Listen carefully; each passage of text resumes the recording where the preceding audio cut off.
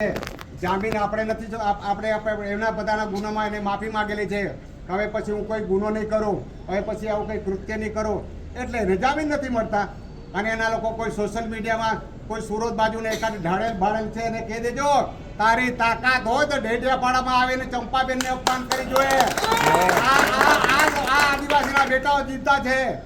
તારું સર જાય છે કે તારી જાય, પણ જરા સમજી વિચારીને અમારી બહેનોનું અપમાન કરે કે ચંપા એમ કે કેવી ચંપા, તારી બહેનની તારી બાપની ઇજ્જત નથી. તમે કોઈના સમર્થનમાં આવીને આવું બોલો છો. સહન કરી આવું હોય તો આવી જાય. ડેડિયાપાડા સાતબારામાં ચેલેન્જ છે અમારી, અને અહીંયા આવીને બોલી બતાવ, એક શબ્દ બોલી બતાવ. તો આવા લોકોથી ચેતી જવાની જરૂર છે. ને એવા બધા જેને ગુંડા પાયલા છે ઝાડુવાળાને કહી દેજો, હકના હકના સમાજ સાથે રહીને સમાજ સાથે રહીને આપણે વિકાસ કરવા માંગીએ છીએ. અમે ક્યારેય તમારું અપમાન નથી કર્યું. જ્યાં જ્યાં હોય ત્યાં તમને સન્માન સાથે અમે રાખ્યા છે, વિકાસના કામમાં કર્યા છે.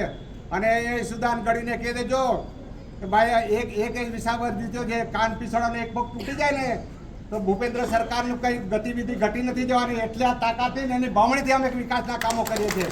અને એના માટે અમે નીચલા સરપંચો હોય, તાલુકા પંચાયત, જિલ્લા પંચાયત બમણી ગતિથી કામ કરે છે. ત્યારે આવા લોકોથી પણ આપણે બધાએ ચેતવાની જરૂર છે. હવે આવનારા સમયમાં તાલુકા પંચાયત, જિલ્લા પંચાયતની ચૂંટણી આવવાની છે. આપણને પટાવા આવશે કે આ સરકારે આ કર્યું છે, તે કર્યું. કંઈ ના આવે તો અનામતનો મુદ્દો લગાવી દેશે.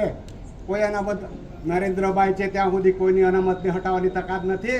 ડબલ એન્જિનની સરકાર છે, કોઈને હટાવવાની તાકાત નથી. પણ ગુમરાહ કરીને ગુમરાહ કરીને મતો લઈ જનારા.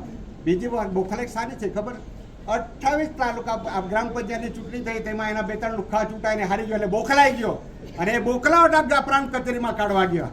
એ બોખલાવટને પણ આપણે આપણા બહાદુર જુવાની સરપંચ બન્યા છે. આપણા વિકાસ સરકાર સાથે રહીને કામો કરવા છે. ત્યારે આવનારા સમયમાં બધા કટિબદ્ધ બનીએ, એક બનીએ અને આ રેલીને સફળ બનાવવા માટે ગામડે ગામડે આ સંદેશાને જેટલા મીડિયા છે, જેટલા સોશિયલ મીડિયા છે, બધા વાયરલ કરો.